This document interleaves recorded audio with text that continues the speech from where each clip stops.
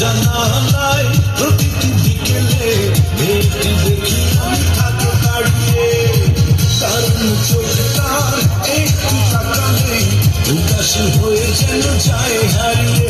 কেন তাকে আমার এত লাগছে ভালো, পারছি না শুধু জানাতে।